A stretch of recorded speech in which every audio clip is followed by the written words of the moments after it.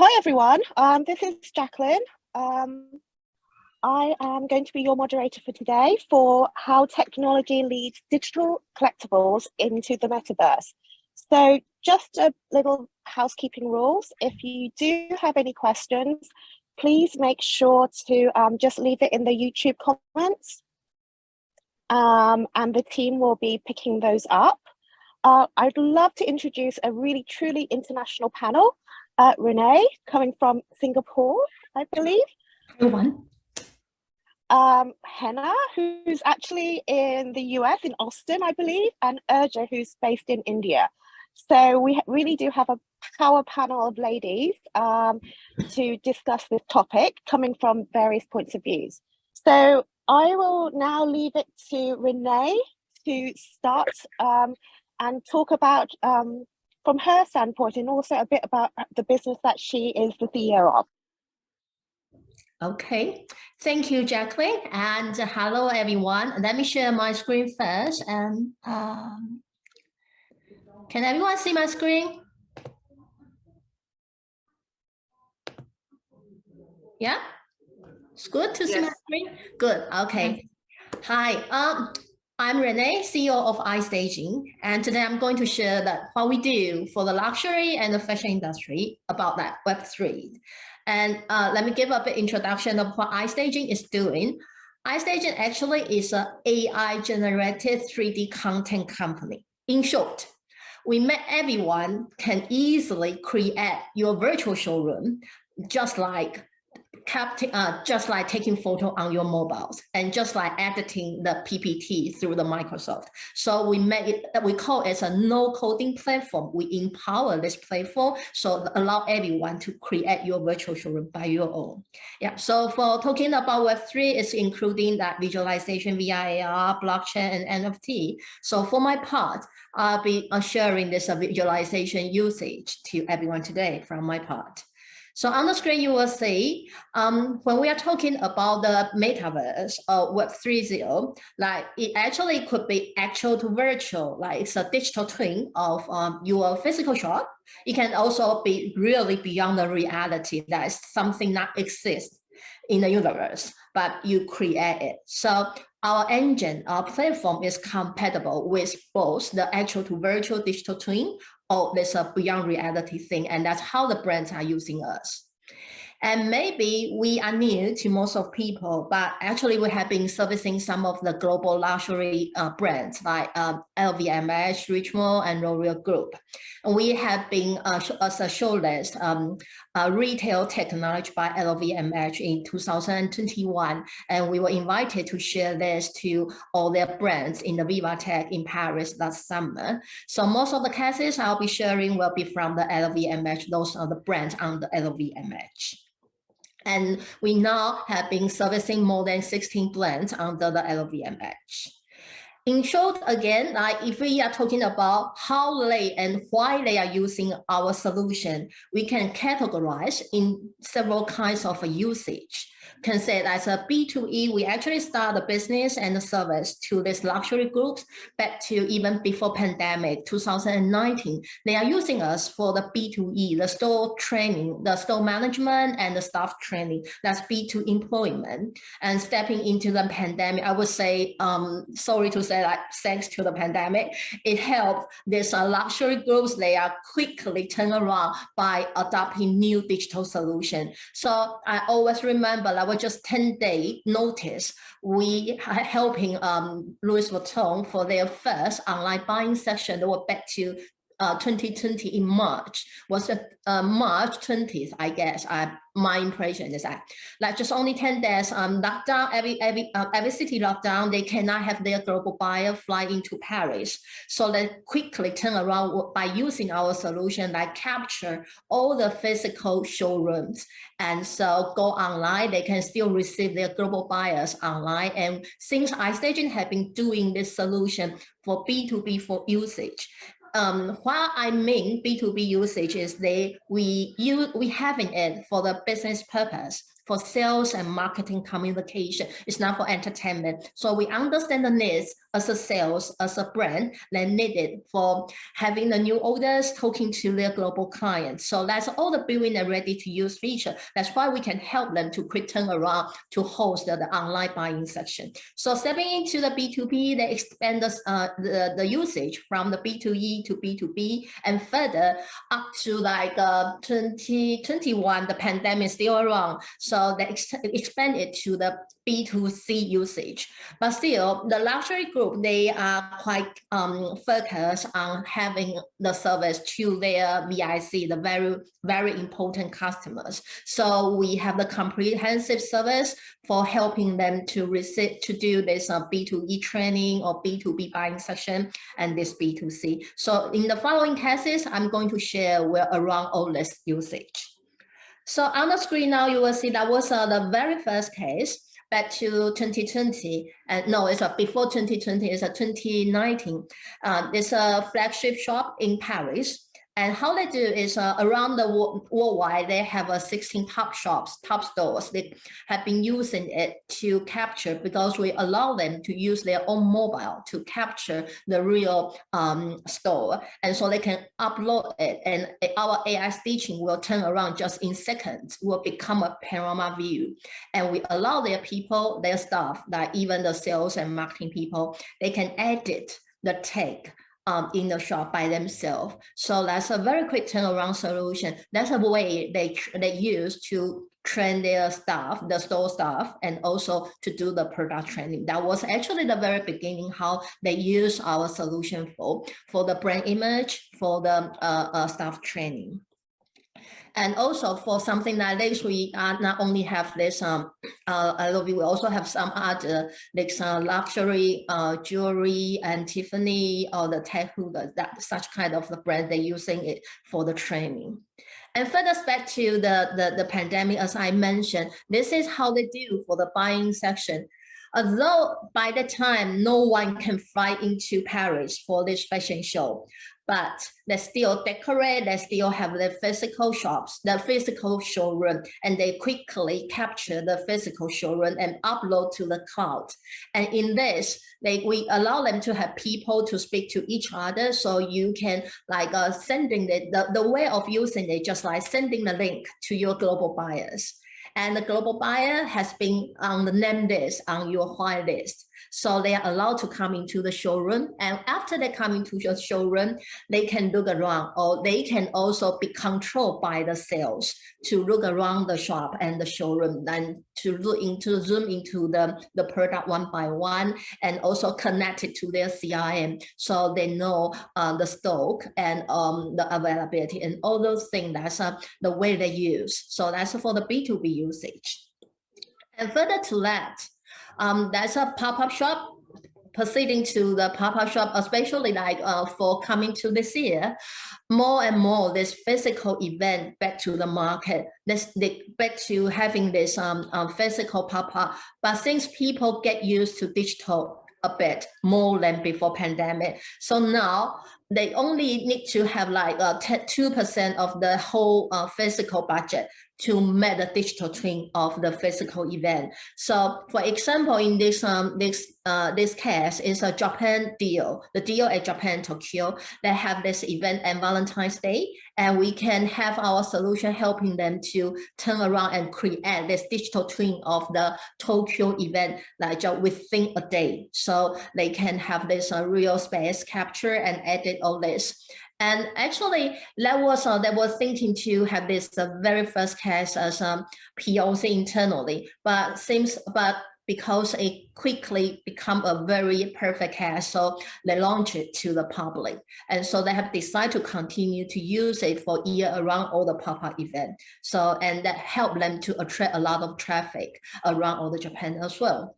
And this is what I mentioned, the VIC appointment. Actually, the very first case is from the Los Angeles. It's a Sunset Broadway case in 2021, since the pandemic was still around. So they have the new renovated Sunset Broadway store, the whole building. So they capture it and bring it online, and in the essay invite their very important customers go online to zoom into it, and they call it savoir-faire. And it's not just the bags, but also the furniture and the huge stuff. So that's a way that they tour they are very important customers.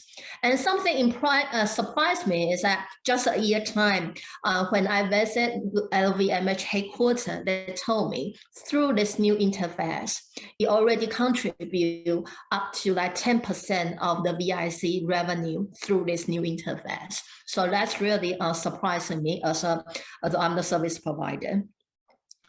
And some other usage also could be the product launch before the real event happened. It's the way to preheat, because usually for the huge and the big event, they have the 3D design thing and then can just upload it to our platform. And so we will allow it to like just preheat to attract more people to come to on-site during the event day. That's another usage scenario could be. And the PR event, and for this VIC, just can like you have your asset 24 hours and 7 days at convenience store, 7-Eleven, that's free people from the distance and different time zone. So then you can have your people to introduce a different product through this the shop. Yeah, that's also how the way they are using us. So I'll make a conclusion because time is about that. It's like when I interview Louis Vuitton, say how they see the change and the value of Web3 comparing with Web2, because we see their enthusiasm on using this Web3. And what they really tell me the value and why they are using it is because through the screen on Web3 is no longer just a catalog shopping. They can really bring and deliver, they convey there's a brand image and the DNA to inspire the customers. So it's no longer just the catalog shopping. So that is really immersive. And also they are quite focused on their very, very important customers. So it makes their clients feel privileged. And so that's a better engagement. And of course, that another thing is ESG, because through this digital thing, it's a lot of environmental friendly behavior. And data is not a new thing, not just from Web3, but since it allows people to shop around just like you are in the real shop. So it becomes and create more digital behavior, and it becomes the intelligence to the brands.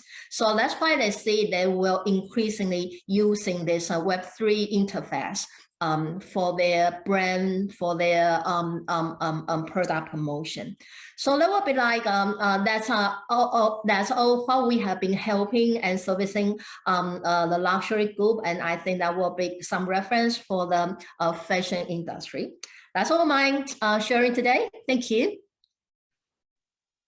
Thanks so much, Rene. That's been really, really insightful. And I love the fact that you're working with luxury brands on this. So next we have Hena, who's dialing in from Austin, Texas. Hena, are you ready? Hey, good morning all. I'm Hena Venugopal. And Rene, that was such an impressive presentation. Can we actually stop the share, Rene? If you don't mind? I'm trying to, but I don't know, I cannot go back. Okay. So it has been wonderful to listen to you, Rene, and such an inspirational brand you have, which is working towards like virtualization, digitalization, tokenization. And through that, like as all of us are doing, like, how can we protect Mother Earth? How can we mitigate the fast fashion, and how can we disrupt that current fashion industry towards more sustainable fashion? So that is the same theme for all of us. And, I'm very happy to be leading as the CEO of Envied Futur, which is 100% digital sustainable fashion brand as well. So let me start sharing my screen. So at Envied Futur, we believe in dressing the planet sustainably. 828 million. That is not the projection of what Web3 potential is going to be in 2030 or 2040. It is the depressing figures of humanity, which are like hunger-stricken, like climate change-stricken. People like kids die every 3.6 seconds. Kids die of hunger. And the main drivers of hunger is extreme weather, which is also related to climate crisis. So climate crisis is a hunger crisis. And if you look at the figures from NASA, you can see stark illustration of climate change from Lake Mead and many glaciers dying and many others. So we all know and agree that our planet is stressed and under pressure. What is at stake? All of our life, right? So we, as the citizens of Earth, we can either choose to be victim or we can take charge. At Envied Future, we are taking charge. We are taking charge to protect Mother Earth, restore Mother Earth. So what are the actions we are doing and why textiles? So the main actions we are doing is to go 100% sustainable and reduce the fast fashion with digitalization. So why textiles, if you may ask? It is because textile industry is responsible for 10% of global emissions.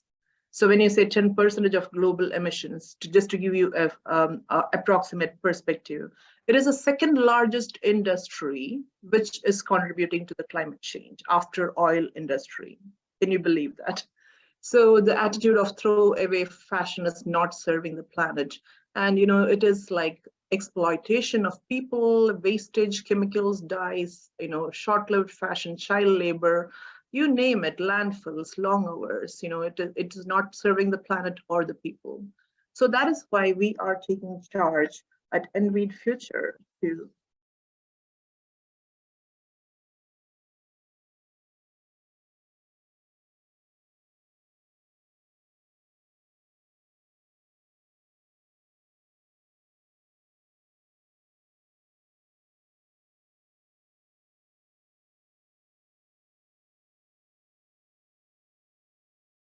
So at Envied Future, as you saw, our mantra is living wild by nature.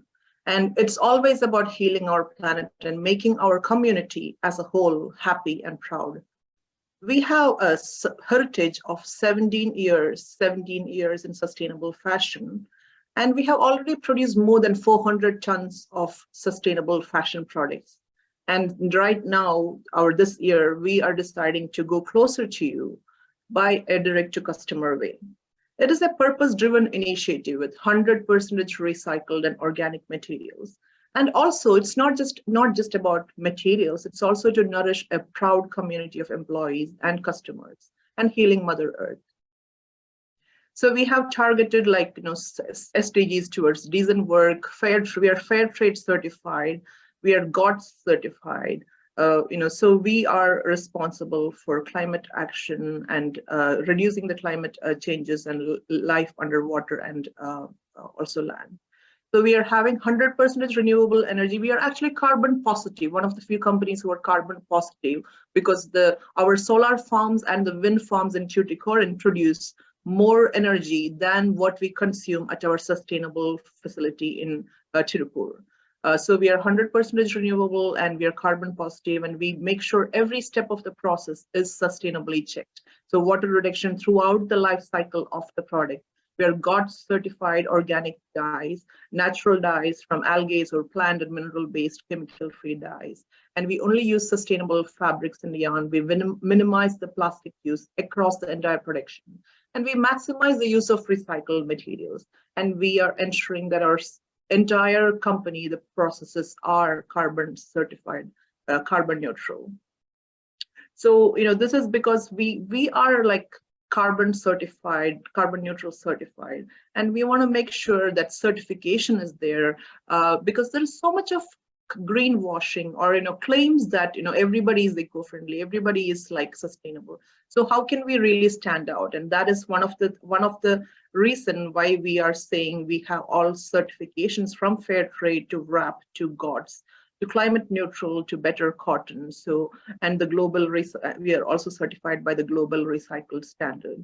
And the couple of initiatives which we are taking as eFuture Labs is one of them, where we are studying the material science, and we are also like innovating the process. How can we produce more biodegradable materials? How can we recycle like toxic ocean garbage and recycle those plastics into the really sustainable, sustainably wearing clothes? And we have a very good product line, which is like 100% recycled and brush soft inside, organic lines, and they are also phygital product line. So when you say phygital, if you don't know, it's I'm sure most of you know, it's physical plus digital. So you have a physical product, and it is integrated with NFC or near field capture chips.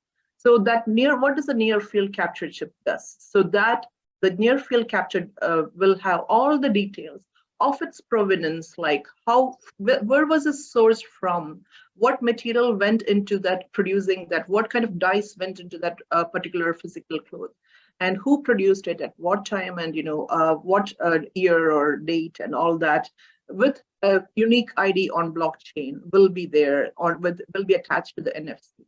So how does it help to have that details on the NFC, right? So it helps you to track the source origin tracking. And as I said, like everybody is claiming to be carbon neutral or sustainable, or so this certifications which are attached to that origin sources, that helps us, the customer and all the retailers, to understand that this product is sourced from a certified organic farm.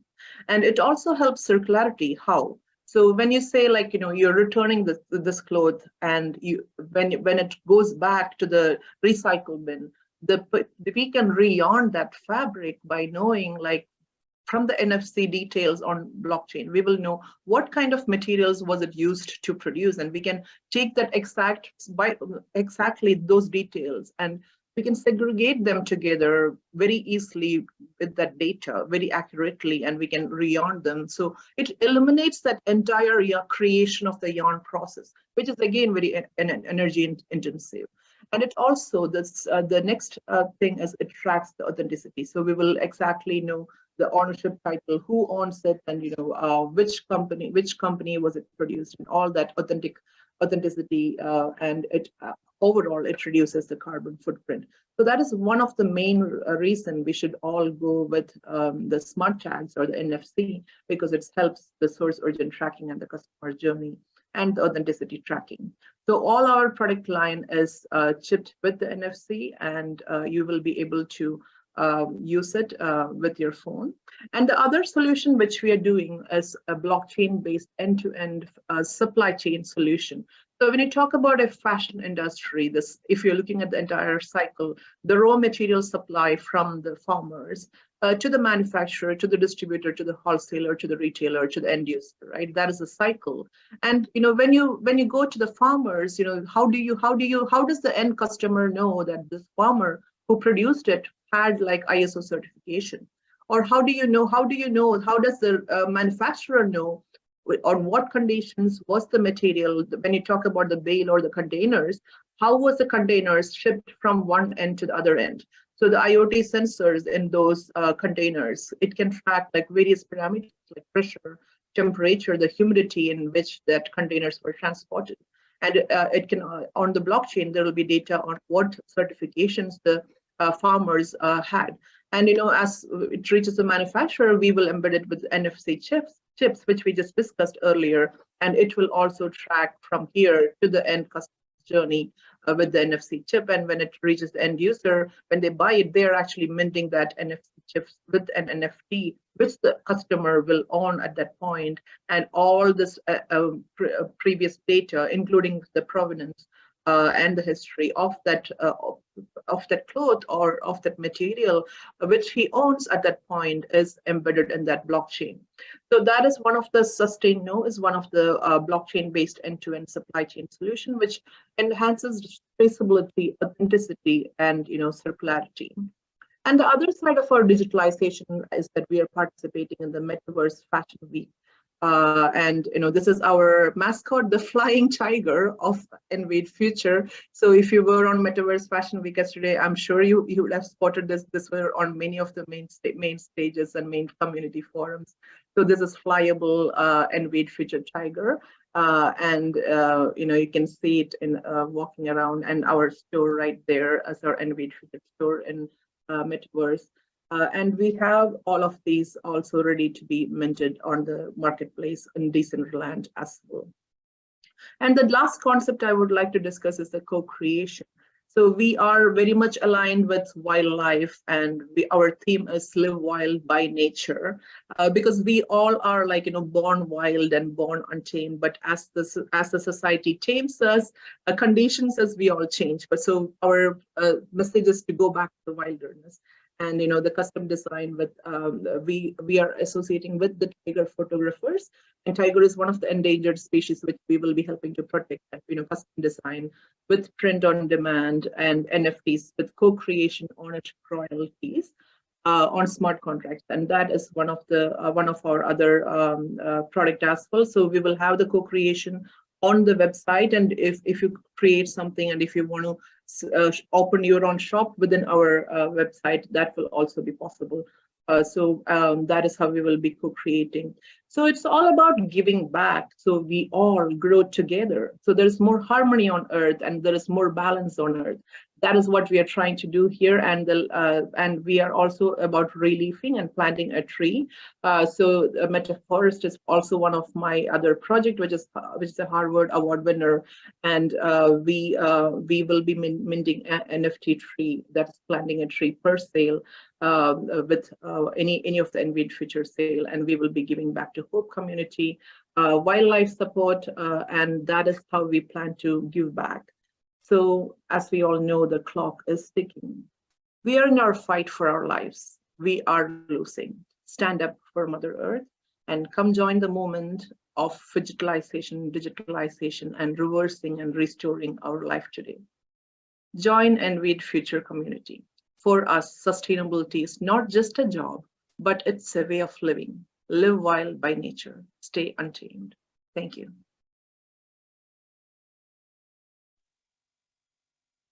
Hena, thank you so much for that. We will definitely all try to stay untamed, stay wild. Yes. And we'll definitely have to try and hashtag all those for sure. Yes. So with all the presentations, I'm sure that we can connect everyone who's interested to your websites and social media channels, but we can follow up on that later. So last but not least is our lovely Urja, who is based in India. Urja, are you all ready to go? Yes, I'm ready to go. Thank you so much, Hena and Jacqueline. So Hena, it was a pleasure hearing from you, especially about the sustainable side of things, and especially about how the textile industry is contributing towards a lot of wastage that is happening in the world right now. So I would like to start my presentation now. Let me just share my screen. Okay, so is it visible? Yes, Urja. Okay.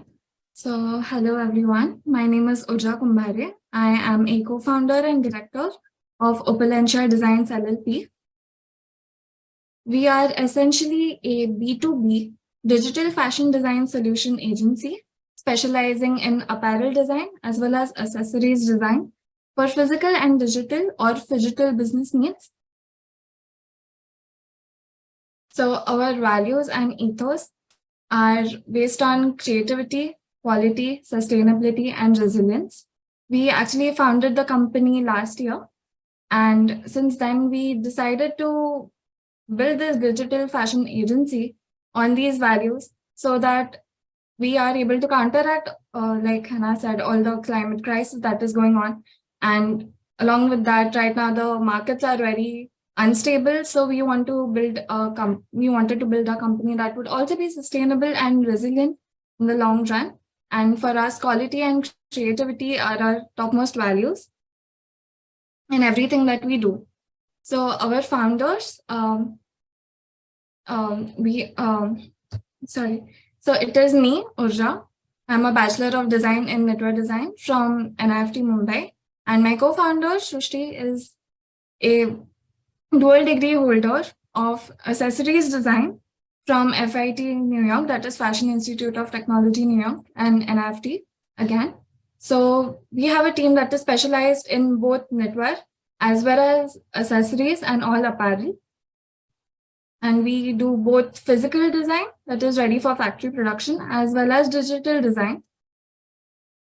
So what we want to focus on is moving forward sustainably in digital fashion. As we know, textile industries are one of the biggest industries in the whole world.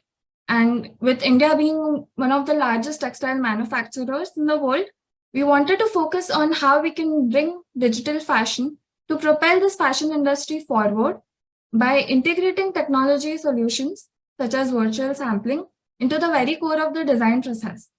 So right from the beginning, if we apply digital fashion into the design process, we'll be able to achieve a much more sustainable fashion industry. So what makes digital fashion sustainable? Let me lead by example. So this is a project that I was working on for flat knitting. So typically hand flat knitting especially takes a lot of time to do and it is very labor intensive.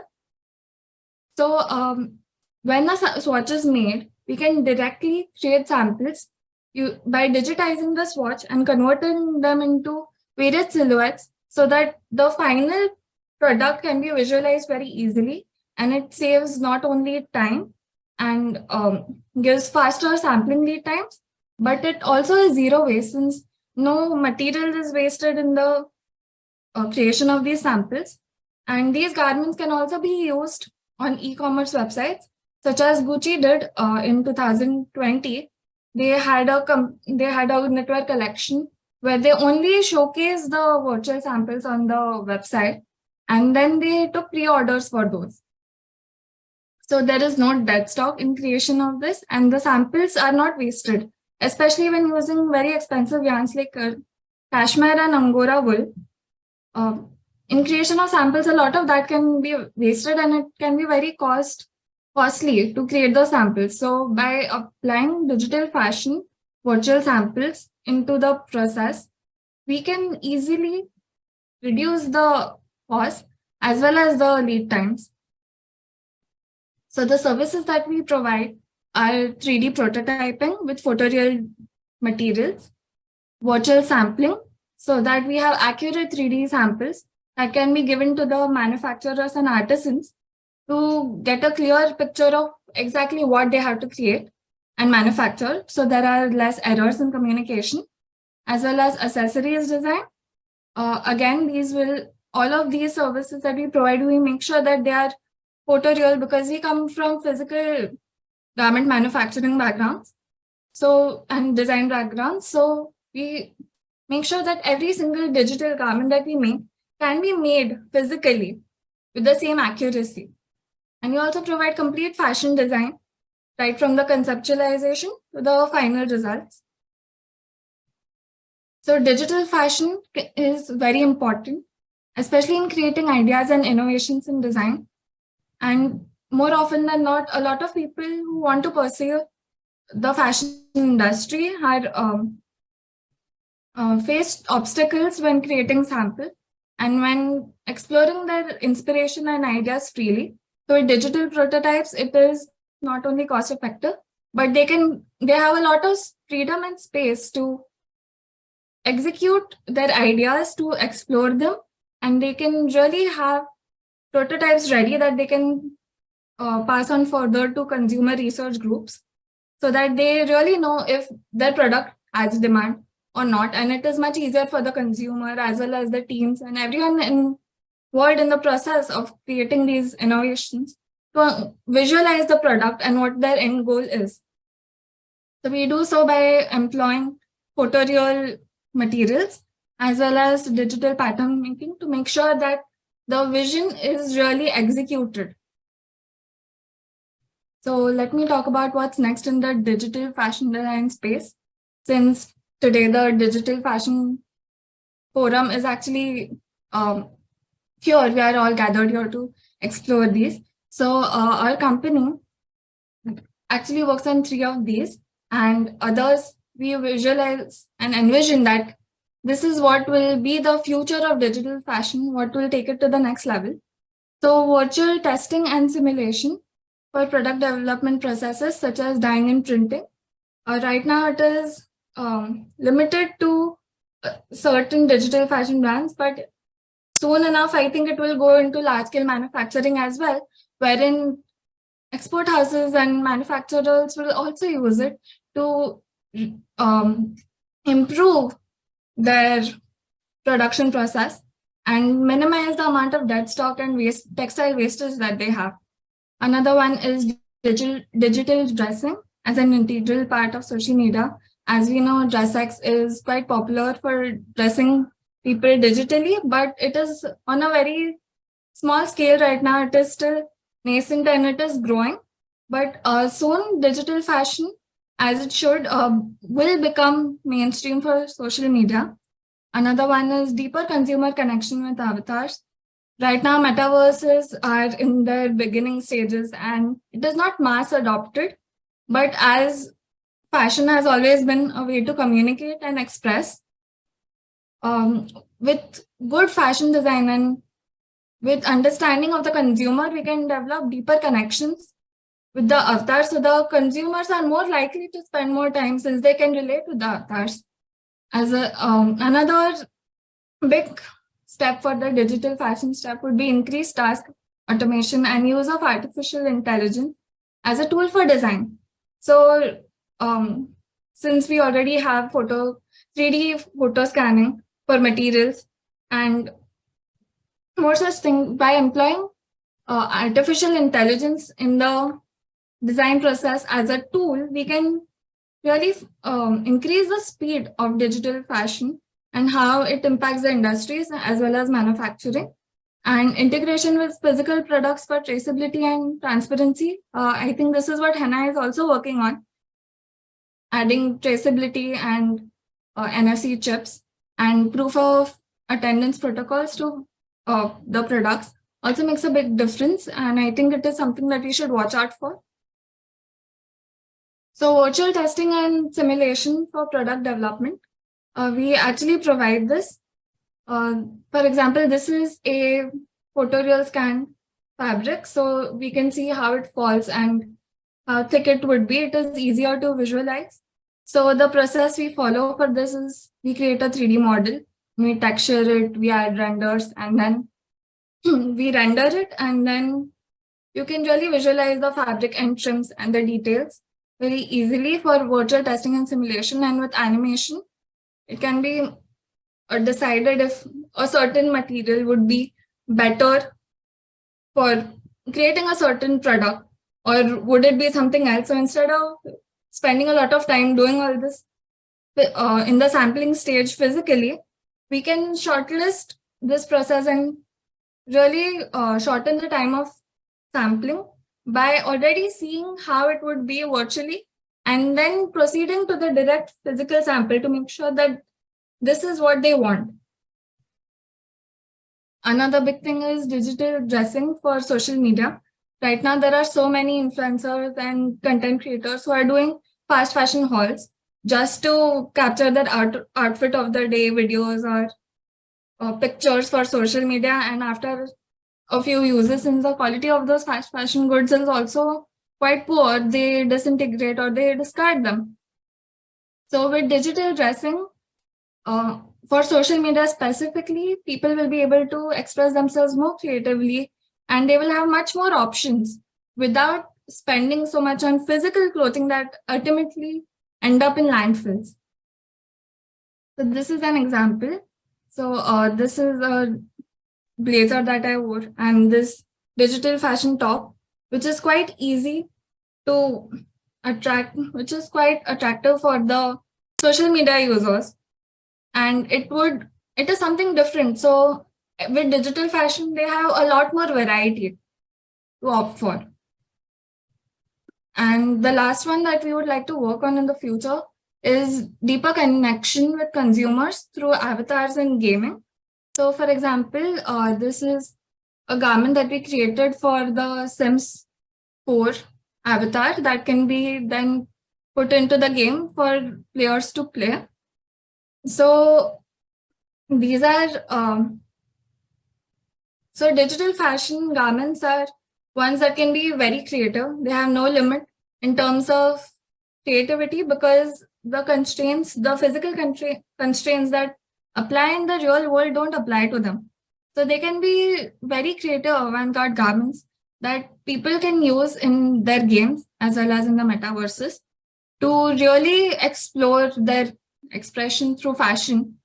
And I think in the future, consumers will have a much deeper connection with the metaverses and avatars because they would be able to relate to their avatars through fashion.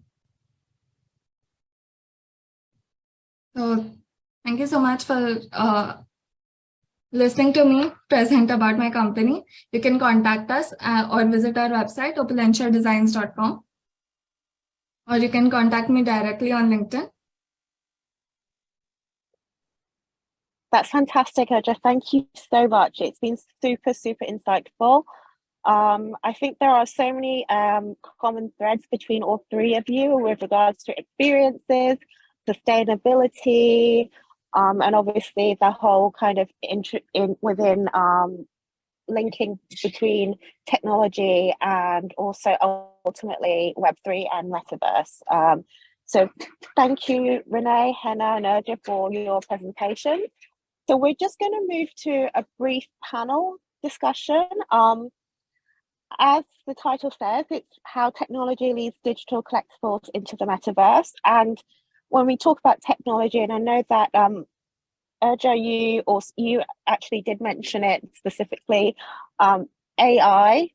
AI has been a very hot topic across all industries, and of course within digital fashion, metaverse.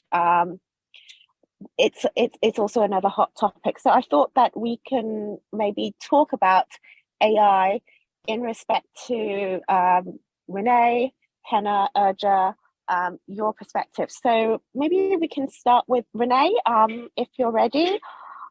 So as mentioned, AI has been considered almost disruptive in across all industries. But Rene, how do you see AI within the fashion industry specifically, and especially with your business standpoint? Okay, yeah, let me share a bit like tech iStaging or visualization technology as example. We have been working on the AI staging technology, as I mentioned before. Having iStaging, people still can create this 3D, but just it will take longer time, it will be more costly. But with this AI technology now, everyone can have it happen real time, so make it really become easy. So there's a 360-degree visuals with a good quality and further extend to the AI generative visual content that easily to have it. And given to the maturity of this AI technology, now the brands or the fashion can have more usage and they don't have that much the cost concern or the resources concern. And the virtual content availability become possible to be in scale. Like if it's still like expensive and so time consuming, that it's not possible to become scalability. Like it will only be the very limited usage and only the very budgeting campaign can use it. But now things are this become very affordable, and because AI do it instead of the manual power, so it's become like very possible to helping like from us. I also share in the LVMH case, it can help you to do the store management, so they can more easily to know the decoration of the shop, how to better present the brand or the designer spirit. And then for your global clients, then can better to demonstrate your product through the screen. It's not just a photo only, and so more lively. And for even if for your e-commerce, you just like bring up your store virtually. So now it really said like the AI or the technology, like especially for the iStaging technology is VR and AR, as people say, is free people from the distance. So that's more easy for the communication and bring that imagination to reality. So I will really see this is the beauty of the technology, especially the AI, to save people from the cost and the time. Absolutely. That's great.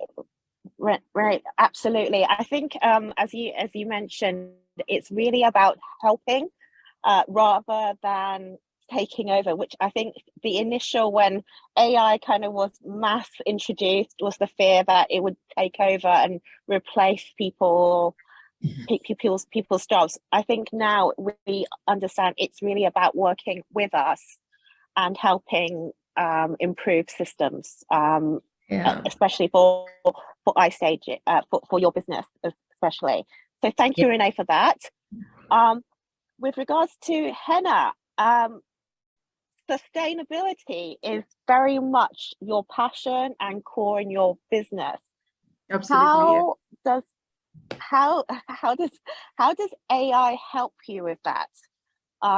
With regards to kind of I know that you briefly mentioned about tracking and kind of understanding the kind of the journey and the of materials and things like that. How does AI help your business?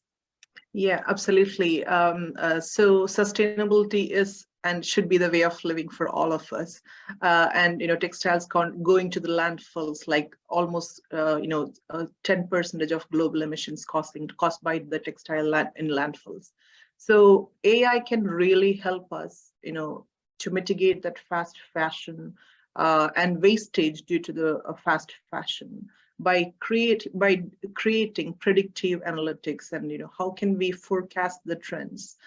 So basically, in our normal current scenario, the trend forecasting is very labor intensive, which involves a lot of manual and digital observation.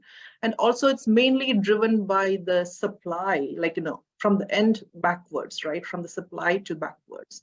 Right now, if we can incorporate artificial intelligence to it, we can do that demand sensing much better by incorporating the consumer intelligence into the process.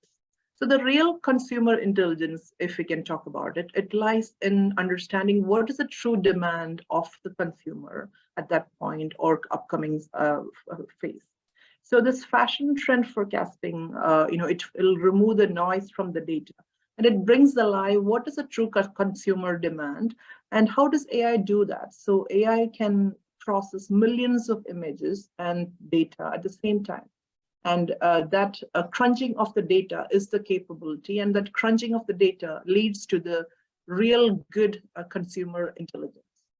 So it can go scrape the websites on fashion styles across runways, the fashion websites, e-commerce website, and Twitter, Instagram, major fashion designers' website, and how the people are responding to the fashion weeks, etc.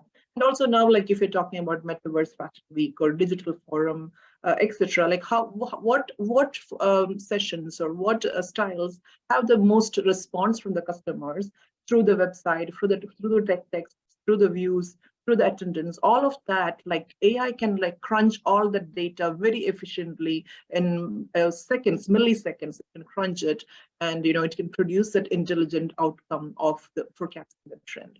So that is how we should be moving forward with finding the analyzing the consumers' demand and consumers' behavior, and that should drive the trend for the future seasons. So we know this is what the consumer needs, then driving it backwards from the supply. So that will really minimize the wastage, and we know we can even kind of know like what is the consumer quantity or the volume or the demand in a particular locality, because we can focus on that data from a region, and we can really pinpoint this region. US needs this kind of clothing, while Europe needs this kind of clothing, while Asia needs that kind of clothing. So we can even localize the data collection based on region, and we can crunch it based on that. So, that really, because right now we are doing a global approach and we are doing it backwards. So we should reverse that, restore it into using an intelligent ways of AI-driven trend forecasting. And AI is like, the most efficient predictive analytics tool, if you can talk about it. The machine learning and the predictive analytics are very, very much grown at this point. Fantastic. Thank you so much, Hena. With regards to Urja, I know that you already kind of briefly mentioned it in your presentation, but I would love to know a bit more about being an in-house designer and creative. How does AI help you specifically with regards to the whole kind of process of whether it's the initial concepts, or even to the kind of whether AI helps you with the final kind of designs that you will showcase to clients or to suppliers? If you could maybe help answer that one. Yeah, sure. I'd like to do that. So as you said at the beginning, that there is a lot of fear that came out in the industry when AI became mainstream, that anyone can design now. But I would like to say that that's not the case. But nevertheless, AI art especially, and tools such as Midjourney, I think they're great for exploring ideas and conceptualizing. So for instance, if a designer has an idea that they want to create something which is Gothic, but also combines it with, for example, Indian textiles, how would that look? So instead of just simply sketching ideas and collecting images, we can also use AI to see, oh, this is also possible. And it often shows something that is different from what the designer envisions. And then it adds more insight, since most of it is done by data analysis and as mix and match of a lot of the images that are available on the internet. So it gives more insight to the designer, I would say, for collecting both inspiration as well as conceptualizing their own ideas. And I think it is very helpful in the very first stages to conceptualize, this is how we can present our collection, or this is something that would be a good print, or maybe we could try this other technique to be used in our garments. So I think with respect to that, as a tool for design, it can be quite useful, but I don't think at any point it would be replacing designers or taking our jobs, since it can create that design, but you still need a person to create that into a digital or a physical garment. Yeah, like while we have robots, AI cannot take over the entire process or any part of the design process entirely and replace us, but we can definitely use it as a tool for design. That's great. Thank you so much. I think overall it seems that AI is a tool that can help with collecting vast amounts of data, for example, for Hena, the trend forecasting. And Urja, you were saying about how just sort of the early conceptualizations, but fundamentally that there still needs to be that human aspect to all aspects of the business. We actually do, I believe, have a comment or question that is directed to the lovely Rene. So I'm just going to read it out. It says, hello, thank you for sharing the information about your platform with us today, Rene. In the future, could we see more integration of this service to small and medium scale sustainable brands as well? Yes, that is a very good question. I have been asked this when I attended Viva Tech last summer. Honestly, let me show you the statistic. Actually, 75% of our company revenue is from the small to medium companies, not really the giant luxury groups. Sometimes they can be really slow for digitalization. But since we are doing this SaaS model, so make it possible for everyone by subscribing, paying this a little fee, monthly just rent a cloud space over our service, then they can create by themselves. So actually 75% our revenue is from the small to medium business. Then everyone can do it. We call it a user-generated content. We have this AI empowered. So everyone can just through the drag and drop and can create all this. It's ready there. Yeah. Fantastic. I think because obviously you were highlighting the maybe larger projects. So I think people are a little bit like, oh gosh, what about the sort of smaller up and coming brands? But it's fantastic to know that you are very much supportive of up and coming brands and smaller to medium sized brands. Yeah, sure. So if anyone is interested, please contact Rene. Her details and her LinkedIn is actually on the website, so feel free to reach out to Rene via that platform. Okay. Yes. So I feel, do we have any more questions? Let's check.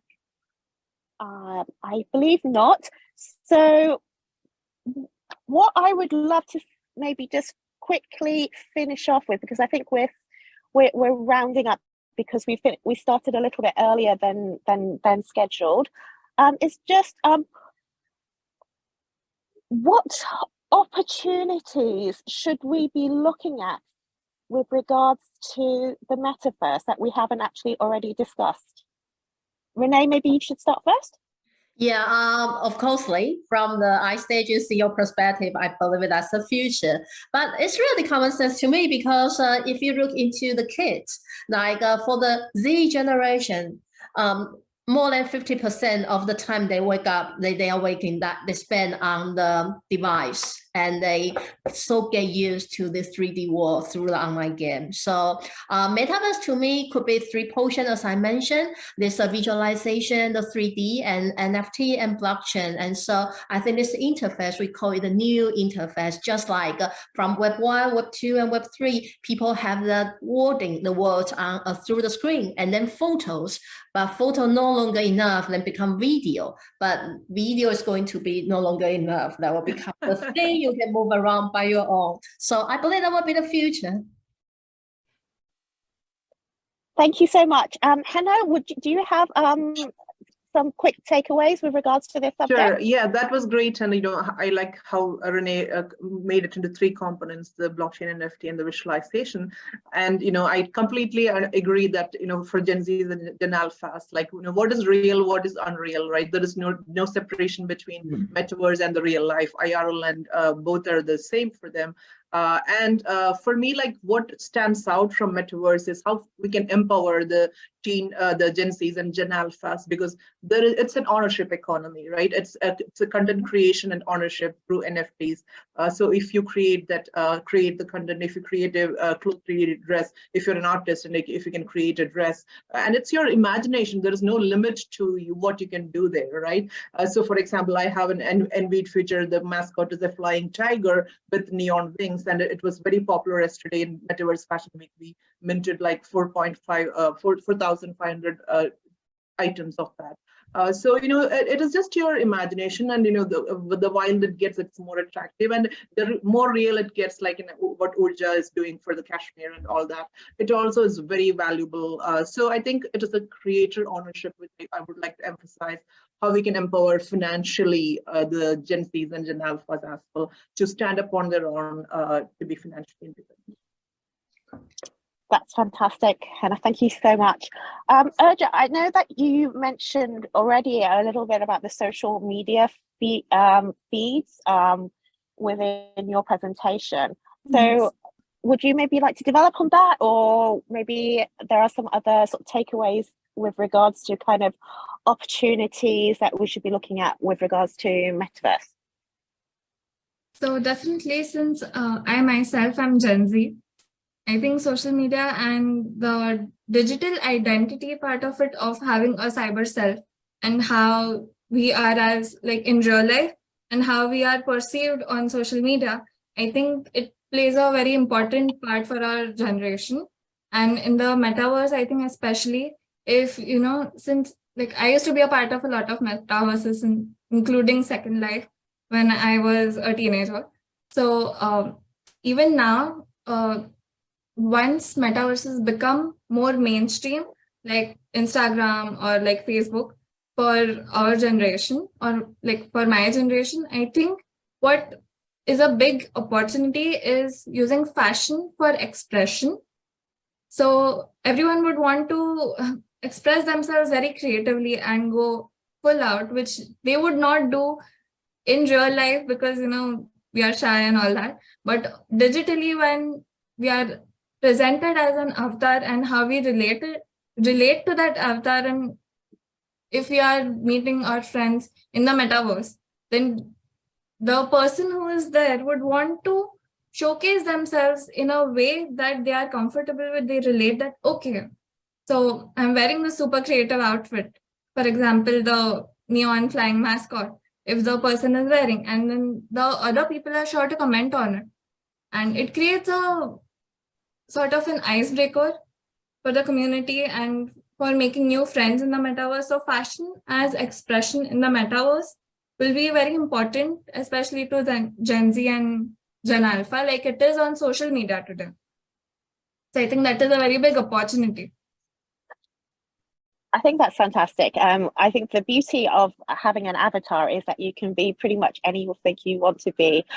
Whereas in a sense, with regards to more traditional, even IG, it's very real life. So I do like to be able to hide behind an avatar. As we all know, Metaverse Fashion Week is happening right now. If anyone would like to share their, if they have spaces there that they would like to share, I think we can try and see if we can maybe add it into your Instagram into your LinkedIn profile. Just that might be useful, so people can maybe check your LinkedIn profile, and then if you do have a space, just to share that there. I think that would be super useful, especially right now. I think a lot of the times people are wondering what to wear, even for Metaverse Fashion Week, right? I know that, for example, where I work with Brand New Vision, we have actually got some wearables, which if you love K-pop, just FYI, sneak peek, you can dress like a K-pop star, designed by a French fashion designer. So yeah, I think that rounds it up. Unless there are any questions, let me just check. No more questions right now. I feel like everyone who's been listening in has been very much inspired, and I think the presentations that all three of you ladies made were really, really informative, and the passion very much shows.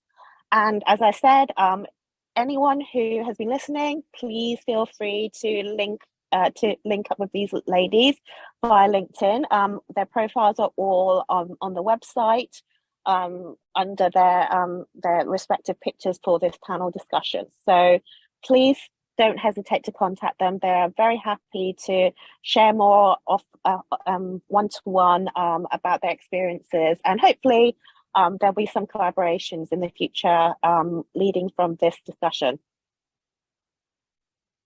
Thank you so much, Jacqueline. It was wonderful talking to you, Urja and Rene. Brilliant ladies. Thank you so much, guys. Thank you, ladies. I think it's very apt. Sorry, I think it's very apt that March is all about celebrating ladies, women. Obviously, International Women's Day at the beginning, and that this panel was all women. So I think that we should all celebrate. Empower her. You. Or, Yes. So to hashtag that one. So thank you so much, ladies. Hena, I really appreciate it. I know that it's like super early for you.